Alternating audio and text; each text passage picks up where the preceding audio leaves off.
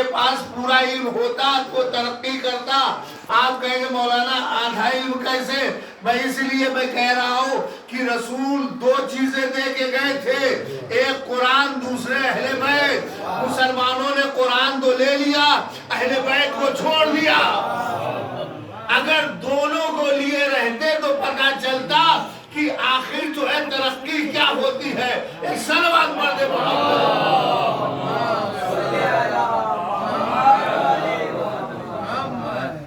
تو قرآن کو بنا لیا اور یہ کہہ کر کے دور رکھا گیا لوگوں کو نہج البلاغہ سے کہ یہ شیعوں کی کتاب ہے. عیسیٰ محترم ایک اسٹوڈنٹ گیا یورپ پڑھنے کے لیے اور تعصب تو ہر جگہ ہے نام سے ہی. تو جب پروفیسر آیا کلاس میں تو اس نے جو ہے تعارف جو ہے کہا کہ سب بچے کھڑے ہو کر کے اپنا اپنا جو کہتے ہیں انٹروڈکشن کہ اپنا تعارف کرائیں، پہچانوائیں کہ کون ہے، کہاں سے آیا ہے. تو ہر کوئی کھڑا ہو کر کے کہہ رہا تھا میرا نام فلاں ہے، میرا نام فلاں، میرا نام ہے. وہ لڑکا کہہ رہا ہے کہ میں جب کھڑا ہوا تو میں نے چونکہ کہا میرا نام علی ہے، میں فلاں شہر سے ہوں، فلاں ملک سے ہوں اور یہ ہے. اور جب اس پروفیسر نے سنا اس کا نام علی ہے تو اس کے چہرے پہ عجیب سی جو ہے تاثرات ظاہر ہوئے کہ جو ہے جس طریقے سے وہ پسند نہیں کرتا. اور اس نے جو ہے نام ہی سن کر کے اس کو لگ گیا کہ یہ شخص جو ہے اس نام کو پسند نہیں کرتا اور اس نام سے جو ہے چڑھتا ہے. بیٹھ کے کلاس میں بھی اس نے ظاہر کیا کہ جیسے ہی جو ہے اس کی طرف نگاہ پڑتی تھی چہرہ گھما لیتا تھا، متوجہ نہیں ہوتا تھا اور جو نوٹس ہوتی تھی اس کو جو ہے دیکھتا نہیں تھا. بیٹھ کے اس لڑکے کے اوپر جو ہے توجہ نہیں دیتا. کافی دن گزرے تو یہ سمجھ گیا کہ یہ شیعت سے نفرت کرتا ہے، اس مسلک سے یہ نفرت کرتا. ایک دن یہ گیا اپنے استاد کے جو پروفیسر تھے ان کے روم میں اور داخل ہوا. تو جب داخل ہوا تو پوچھا کیسے آنا ہوا، کیا کام ہے؟ کہا کہ میں آپ کے لیے گفٹ لے کر کے آیا ہوں، میں آپ کے لیے تحفہ لے کر کے آیا ہوں. اور اس نے پیک کر کے نہج البلاغہ اسے دیا. توجہ دیجیے گا، اس نے پیک کر کے نہج البلاغہ اس کو دیا. عیسیٰ نے محترم اس نے کہا کہ یہ کیا ہے؟ کہا کہ کتاب ہے، آپ اسے مطالعہ کریے. عیسیٰ نے محترم خیر پروفیسر تھا، پڑھا لکھا تھا جو ہے اس نے جو ہے ایک دن ہوا پڑھا، دوسرے دن پڑھا، تیسرے دن پڑھا. اب جو کلاس میں آتا تھا تو اس کی طرف جو ہے دیکھتا تھا مگر نظریں نہیں ملا پا رہا تھا. 3-4 دن ہو گئے ہونے کے بعد ایک دن اس لڑکے کو کھڑا کیا اور کھڑا کرنے کے بعد کہا کہ یہ کتاب جو تم نے ہمیں دیا ہے اسے کیا کہتے ہیں؟ کہا نہج البلاغہ. کہا کہ یہ ہے کیا؟ کہا کہ جو ہے ہمارے جو پیشوا ہے، ہمارے جو رہبر ہیں ان کے خطبات ہیں، ان کے خطوط ہیں، ان کے اقوال ہیں. ایک بار تو اس نے کہا کہ اگر یہ کتاب پوری دنیا کے ہر فرد تک پہنچ جاتی تو دنیا میں کوئی ظالم نہ ہوتا. توجہ دیجیے گا، عیسیٰ محترم جو شیعت سے اتنا نفرت کرتا تھا جب اس نے کتاب کا مطالعہ کیا تو اس کو پتا چلا کہ اگر یہ کتاب ہر فرد تک پہنچ جائے تو دنیا سے ظلم و جور ہٹ جائے، دنیا میں کوئی ظالم پیدا نہ ہو. میں کہوں گا ابھی تم نے علی کے کتاب کا یہ حالت دیکھا ہے، اگر علی تک آ جاؤ تو کیا حالت ہوگا. یہ صلوات پڑھ دے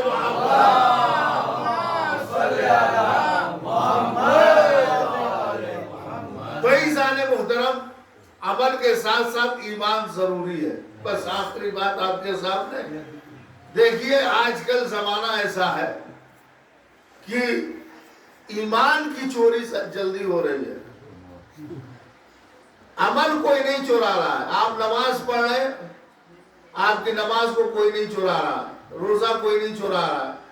اب جو ہے لوگ سمجھ گئے، زمانہ پڑھا لکھا ہو گیا اور شیطان بھی نے اپنے آپ کو اپڈیٹ کر لیا ہے.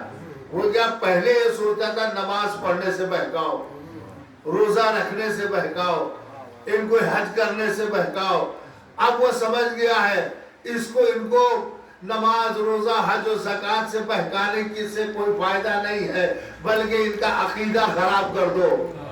عقیدہ خراب ہو جائے گا، ایمان خراب ہو جائے گا، نماز پڑھنا بیکار، روزہ رکھنا بیکار، حج کرنا بیکار. تو عزیزان محترم، اگر ایمان صحیح ہے تو عمل کام آئے گا، اگر ایمان صحیح نہیں ہے تو عمل کوئی کام لانے والا نہیں ہے.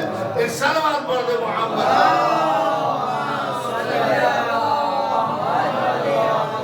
تو اس دور حاضر میں اپنے ایمان کو بچا کر کے رکھنا ایک جہاد سے کم نہیں ہے، کیونکہ زمانہ جو ہے امام کے ظہور سے قریب ہوتا چلا جا رہا ہے، گمراہی عام ہوتی چلی جا رہی ہے، اور شب جمعہ بھی آنے والی ہے، قیامت کی رات آنے والی ہے، شب اربعین ہے، شب جمعہ ہے. شب جمعہ کو ہم اپنے امام سے منسوب کرتے ہیں کہ شب جمعہ شب ظہور امام زمانہ ہے، اور دعا کریے کہ کل کی صبح جو ہے انتظار کی آخری صبح ہو اور امام کا تشریف لے آئے. ارباب اعضاء مجلس ہے، جانتے ہیں کہ اربعین کی مناسبت سے مجلس ہے، اور مجلس کا سلسلہ چلتا رہے گا. امام حسین علیہ السلام کا چہرہ منایا جا رہا ہے، اس مظلوم کا کہ جسے رونے نہیں دیا گیا. ہاں، اللہ تعالیٰ نے مظلوم کربلا زمانے میں کھانے پہ پابندی سنا ہے، پینے پہ پابندی سنا ہے، عیش و عشرت پہ پابندی سنا ہے، مگر جو ہے رونے پہ پابندی یہ کربلا میں اہل حرم پہ لگائی گئی کہ جب یہ اپنے شہداء کو یاد کر کے روتے تھے تو ان کو تازیانے مارا جاتا تھا، انہیں تاماچے مارے جاتے تھے. ہاں، اللہ تعالیٰ نے موضوع کربلا سے شام تک سید سجاد نے کتنے تربے کھائے کوئی نہیں بیان کر سکتا. شہزادی کونین جناب سکینہ کو کتنے تماچے پڑے کوئی نہیں بیان کر سکتا. ہاں عزاداروں، آج شب اربعین ہے، اور میں نے کہا کہ امام کے ظہور کی شب بھی ہے. ہماری اپنے امام سے کہ مولا آپ ظہور فرمائیے، اور ہم جو ہے خون امام حسین کا انتقام لیں گے. یقیناً آپ بھی انتظار کر رہے ہیں اور ہم بھی آپ کا انتظار کر رہے ہیں. مولا اکبر کے خون کا انتقام لیں گے، مولا قاسم کے خون کا انتقام لیں گے. مولا آپ جب ظہور کریں گے تو قاتلان امام حسین سے بدلہ لیں گے، ایک ایک کو لائیں گے اور اس کی سزا اسے دیں گے. مولا صحیح کہا کہ آپ نے جو ہے اکبر کے سینے پہ جو نیزہ لگا اس کا بدلہ لیں گے، جو قاسم کا لاشا پامال ہوا اس کا بدلہ لیں گے، جو علی اصغر کے گلے میں تیر لگا اس کا بدلہ لیں گے، جو عباس کے بازو قلب ہوئے اس کا بدلہ لیں گے. مولا جو حسین کے گلے میں خنجر چلا اس کا بدلہ لیں گے. مولا قتل کے بدلے قتل ہے، مولا قصاص کے بدلے قصاص ہے. مولا جو ہے اگر کسی نے ایک جان کو مارا ہے تو اسے حکم یہ ہے کہ اس کو بھی قتل کر دیا جائے، کیونکہ جو ہے محترم ذات ہے. تو جب عام انسان کی جان اتنی محترم ہے تو فرزند رسول کی جان کتنی محترم ہوگی، علی اکبر کی جان کتنی محترم ہوگی، قاسم کی جان کتنی محترم ہوگی، اور محمد کی جان کتنی محترم ہوگی.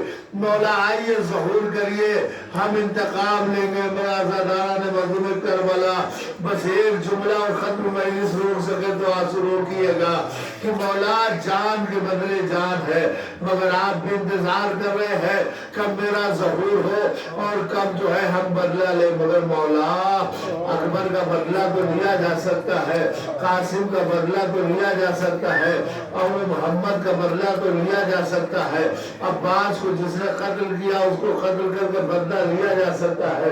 مولا مگر جو سکینہ کے رخساروں پہ تماچے لگے ہیں اس کا قصاص کیسے ہوگا؟ مولا ارے جو زینب کے سر سے چادر چھینی گئی ہے اس کا قصاص کیسے ہوگا مولا ارے جو آپ ان کے ہاتھوں میں ہتھکڑی پیروں میں بیڑی پہنا کر کے کانٹوں پہ ننگے پیر چلایا گیا ہے اس کا قصاص کیسے ہوگا اے مولا ارے جو زینب کو درے برسائے گئے ہیں اس کا قصاص کیسے ہوگا عجب نہیں کہ وقت کا امام میرا آباد دے ارے یہی تو سوچ کر کے 1400 سال سے ہم خون کے آنسو روتے ہیں کہ جب ہمیں یاد آتی ہے اپنی زینب ام کلثوم کی بے کسی جب ہم یاد کرتے ہیں کربلا کو جب ہم یاد کرتے ہیں شہداء کربلا کو تو آج بھی ہم خون کے آنسو